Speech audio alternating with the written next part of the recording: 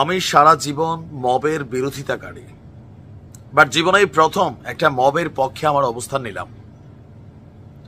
তবে আমরা চাই আমাদের আমজনতার জন্য এই মবের কর্মকাণ্ড ঘটাইতে না হয়।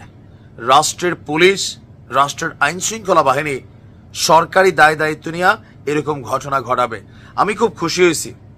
আসিয়ার তো ফেরত আনতে পারবো না, তার যারা ধর্ষক আছে এদেরকে তো চাইলে আর কালকে আমরা ওই যে মাটির নিচে কোমর গাড়তে পারবো না, কারণ তারা জেলের মধ্যে খুবই হেফাজতে আছে। বাট এদের যে বাড়ি ঘর, পৈতৃক ভিটা বাটি সম্পত্তি সবকিছু আমরা চাইলেই তছনছ করে দিতে পারি। আমি ধন্যবাদ জানাই সেই জনতাকে যারা আসিয়ার মৃত্যুর শোক সহ্য করতে না পেরে এই ঘটনা ঘটিয়েছেন। এটা দরকার ছিল। পরবর্তী সময় সারা বাংলাদেশের ধর্ষকদের জন্য একটা বার্তা যে তোমাদের জন্য ঠিক এই দিন অপেক্ষা করছে। তুমি ঘটাবা, তুমি মনে করবা আমি জেলে আছি, আমার বউ বাচ্চা বাড়িঘর নিরাপদ থাকবে। No, never. গোষ্ঠীর সঙ্গে আমরা রফা দফা করে দিব, এটা করা উচিত। আম সরি, বাট আমি এটার বিপরীতে আজকে অবস্থান নিতে পারি নাই। আপনার সিএমএচে আমাদের আসিয়া যখন না ফেরার দেশে চলে গেছে, অলরেডি তাকে তার যে আদিনিবাস শ্রীপুরের সোনাইকুণ্ডিতে জানাজা শেষে ছোট্ট দেহটাকে দাফন করা হয়েছে।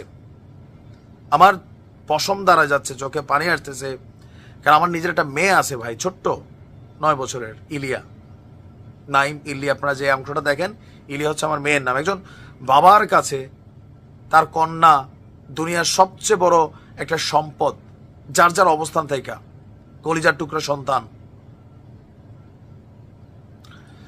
এখন এই ঘটনা ঘটার পর যখন তাকে গ্রামের বাড়িতে নেওয়া হয়েছে, হাজার হাজার মানুষ এখানে আপনার এই জানাজায় অংশগ্রহণ করছে। এরপর এই ঘটনায় অভিযুক্ত তার যে বোনের জামাইয়ের বাড়ির, শ্বশুরের বাড়িটারি যারা আছে, এদের বাড়িতে বিক্ষুব্ধ জনতা আগুন দিয়েছে।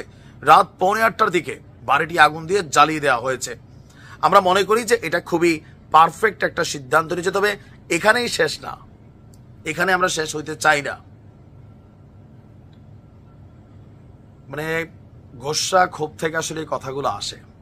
আমি আমার ব্যক্তিগত জীবন থেকে বলি না যে আমি সবসময় আইনের শাসন প্রতিষ্ঠার পক্ষে।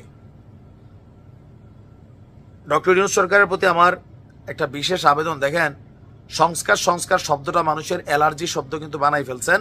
বাট একটা কাজ করেন স্যার, ডক্টর আসিফ নজরুল, আপনি একটা কাজ করেন, আপনাকে জনতার কাঠগড়ায় কিন্তু দাঁড়াইতে হবে, এটা মনে রাখেন।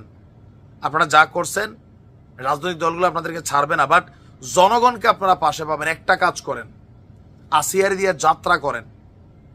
এরকম কোনো ঘটনা করবা, কোনো ধরনের ছাড় নাই, অন স্পট ঘটনা প্রমাণিত, ধরে নিয়ে আসো রেসকোর্স ময়দান, সারা বাংলাদেশের ক্যামেরা সেট করো, এদের নুনু লাগায় 2-3 কেজির ইট লাগাই দাও, তারপর পুরা শরীরে লবণ মরিচ আরামসে লাগাই দাও। তারপর চিল আসবে, কাক আসবে, শকুনি আসবে, এরা বলবে আল্লাহ আমার নিয়ে যাও, কিন্তু কেউ নিবে না। সারা পৃথিবী তাকায় দেখবে এদের পরিণতি কি হয়। একটা বিচার শুধু করেন, বন্ধ হয়ে যাবে। আপনি লোমের আইন দিয়ে বন্ধ করতে পারবেন না স্যার, একটা করেন। ভালো থাকো।